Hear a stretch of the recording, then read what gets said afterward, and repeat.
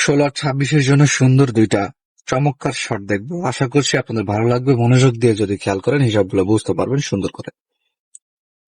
এখানে দেখেন 250 তিনটা সংখ্যা 250 কে যদি আমরা প্লাস করে নিই তাহলে একটা 7-এর যোগফল পাই। কত পাই? 7-এর যোগফল।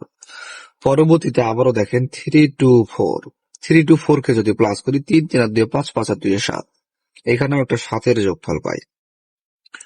পরবর্তীতে 24 ফাঁকা অংশে কত হবে দেখেন 4 4 আর 2 6 6 6 আর 1 7, এখানে কমন হিসেবে একটা 1 কে নিয়ে আমরা এখানে 7 কে ফিল আপ করলাম। এমত অবস্থায় 7 7 7 এর একটা শর্ট তৈরি হইলো।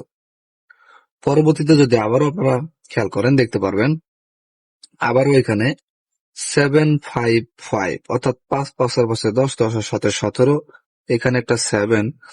পরবর্তীতে 3 3 আর 3 6 6 আর 1 7, এখানেও একটা 7।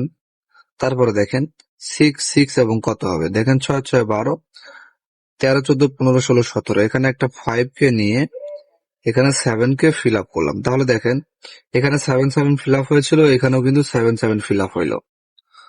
এখন যদি পরবর্তীতে আপনারা খেয়াল করেন আরেকটা শর্ট এখানে আছে দেখেন 304 4 4 আর 3 7, এখানে একটা 7-এর যোগফল। পরবর্তীতে দেখেন 674, তাহলে 674 কে যদি আমরা এখন প্লাস করে নেই তাহলে কত আসে দেখেন